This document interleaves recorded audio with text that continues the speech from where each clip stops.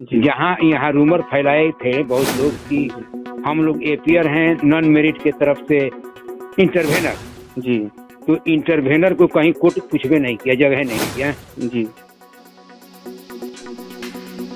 मैं हूं नीरज और आप हैं शिक्षा सुधार के साथ। आज हम बात करेंगे स्टेट नोटिफिकेशन पीआईएल और सीटेट एक्ट केस की।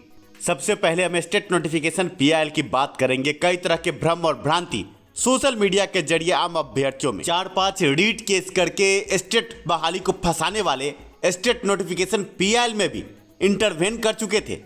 पर मुद्दई लाख बुरा चाहे तो क्या होता है, वही होता है जो मंजूर खुदा होता है। स्टेट नोटिफिकेशन पीआईएल में इंटरवेनर के अधिवक्ता को बोलने तक का मौका नहीं दिया गया। जहाँ यहाँ रूमर फैलाए थे बहुत लोग कि हम लोग एपीआर हैं नॉन मेरिट के तरफ से इंटरवेनर। जी। तो इंटरवेनर को कहीं कोर्ट पूछबे नहीं किया, जगह नहीं किया। जी। आप चर्चित अधिवक्ता सुरेंद्र कुमार सिंह जी को सुन रहे थे। उन्होंने साफ लफ्जों में कहा कि इंटरवेनर के अधिवक्ता को बोलने तक का मौका नहीं दिया गया। इंटरवेनर क्या, सरकारी अधिवक्ता को भी बोलने का मौका नहीं दिया गया। और सरकार की तरफ से जवाबी हलफनामा यानी काउंटर एफिडेविट जो दाखिल किया गया था आपके स्क्रीन पर है। हास्यास्पद जवाबी हलफनामा आपके स्क्रीन पर 61 पन्ने का यह जवाबी हलफनामा है। आपको बता दें 2 तरह के जजमेंट इस जवाबी हलफनामे में स्टेट नोटिफिकेशन पीआईएल को रद्द करने की चर्चा करते हुए दाखिल किया गया था। आपके स्क्रीन पर आप देख सकते हैं इंडेक्स में 3 तरह के एनेक्चर हैं। आपको बता दें कि एक हाई कोर्ट का जजमेंट, एक सुप्रीम कोर्ट का जजमेंट और 26 जून का लेटर। जवाबी हलफनामे में कोई भी दम नहीं था। सरकारी अधिवक्ता क्या बहस करते।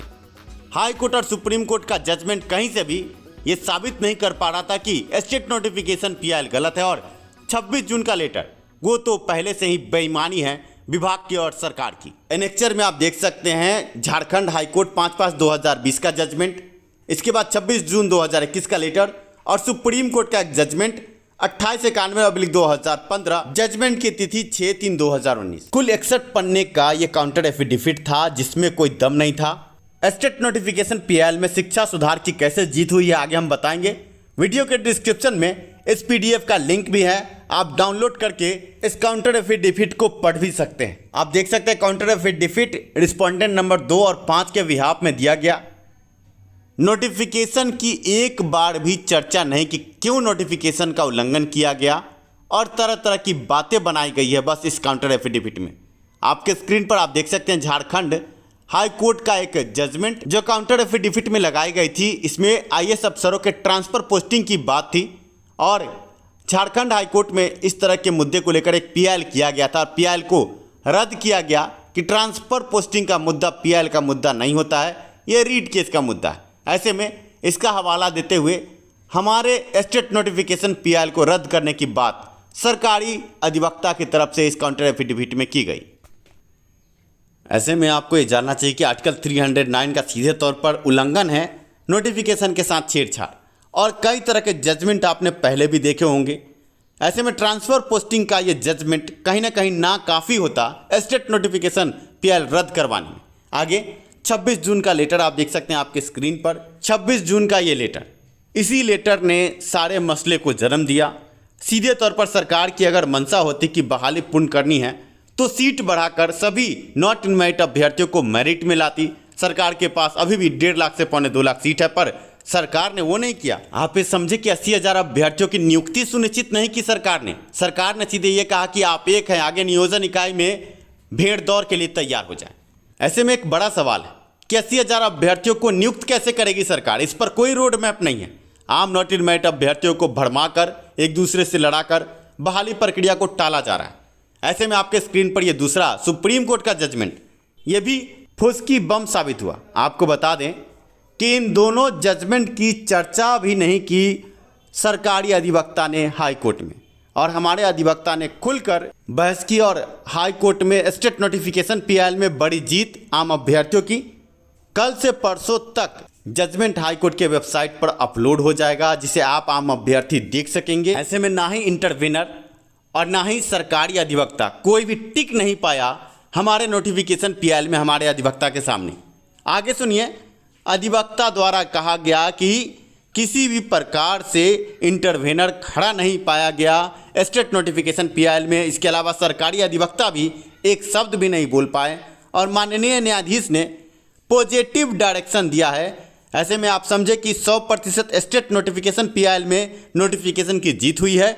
और आगे जल्द ही हम 7वें चरण के शेड्यूल की बात करते हैं कि जल्द से जल्द शेड्यूल निकाले सरकार और आगे नियुक्ति प्रक्रिया को लेकर अग्रसर हो सरकार। ना ही इंटरवेनर और ना ही सरकारी अधिवक्ता कोई टिक नहीं पाया हमारे स्टेट नोटिफिकेशन PIL में। सुनिए अधिवक्ता की जुबानी। इंटरवेनर का कोई भी ग्रीवांस न सुना गया, न उनसे बातचीत की गई, कोई रोल नहीं रहा है जी। और सीधे तौर पर आपके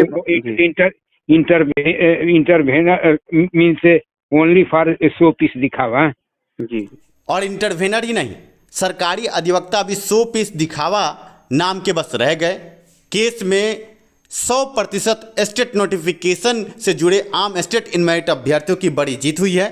और ये बड़ी बात आज हमने काउंटर एफिडेविट को दिखाते हुए आप आम अभ्यर्थियों को समझाया। घबराए नहीं स्टेट नोटिफिकेशन से जुड़े अभ्यर्थी, शिक्षा सुधार ने मजबूती के साथ आपके मुद्दे को पटना हाई कोर्ट में PIL के जरिए रखा था और जीत आपको सुनिश्चित हुई है। ऐसे में आप ये समझिए कि कड़ा संघर्ष था। शिक्षा सुधार और नीरज को बदनाम करने की भी साजिश रची गई, पर पिछले दिनों हमने सभी का खंडन किया। अधिवक्ता के इंटरव्यू से आपको हमने रूबरू कराया।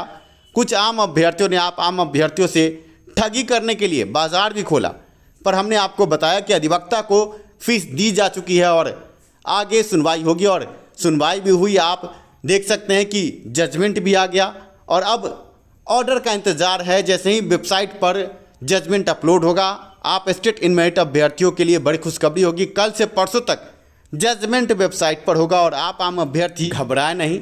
जैसे ही जजमेंट वेबसाइट पर अपलोड होगा, अगला मुहिम ये होगा कि 7वें चरण का शेड्यूल जल्द से जल्द जारी हो और प्राथमिक से लेकर माध्यमिक उच्च माध्यमिक की बहाली जो रुकी हुई है वो जल्द से जल्द प्रारंभ हो।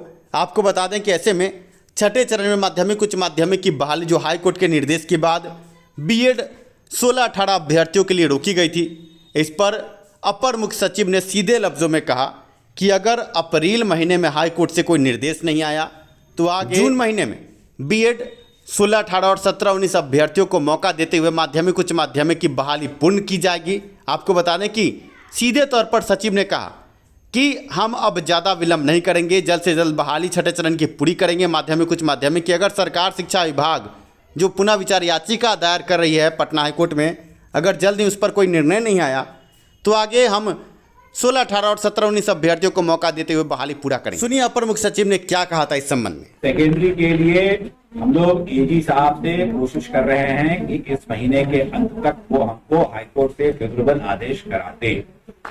यदि नहीं होता है इस महीने के अंत तक, तो जो मैंने कहा कि मैं 17-19 को कोर्ट ने कहा है तो मुझे अलाउ करना पड़ेगा, क्योंकि बहुत जगह पर 17-19 लोगों ने अप्लाई कर रखा है। सर सुन लीजिए ना, सब लोग बोलेगा ही तो निर्णय नहीं ना होगा। कौन है तुम्हें आकर के यहाँ बैठो और बताओ। सॉरी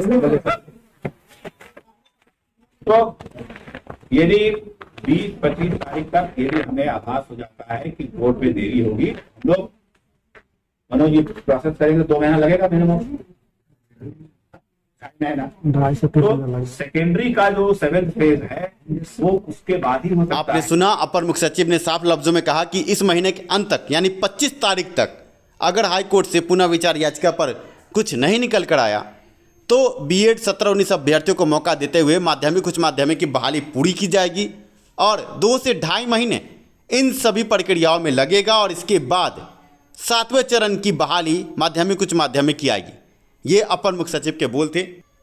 आगे जुड़े रहे, बने रहे शिक्षा सुधार के साथ। स्टेट नोटिफिकेशन की बड़ी जीत PIL में, ये बड़ी खबर हमने आपको दी। वीडियो के डिस्क्रिप्शन में काउंटर एफिडेविट का लिंक है जिसे आप डाउनलोड करके पढ़ भी सकते हैं।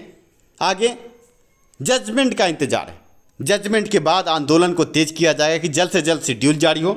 शिक्षा सुधार आप स्टेट अभ्यर्थियों के साथ खड़ा है। अब वीडियो के अंत में आवश्यक सूचना, जो भी अभ्यर्थी BEd, DLEd, PG, MEd की पढ़ाई करना चाहते हैं और आर्थिक अभाव में ये पढ़ाई आप पूरी नहीं कर पा रहे हैं, बिहार के बाहर के प्रतिष्ठित यूनिवर्सिटी कॉलेजों से BEd, DLEd, MEd की पढ़ाई सस्ते दरों पर करके अपने भविष्य को उज्जवल करें। आपको बता दें कि BEd और DLEd मात्र 60 से 65 हज़ार और इसके अलावा अन्य PG, MEd और अन्य तरह के जो भी कोर्स, यहाँ तक कि शारीरिक शिक्षा स्वास्थ्य अनुदेशक अभ्यर्थियों के लिए BPEd तक का कोर्स हम करवा रहे हैं।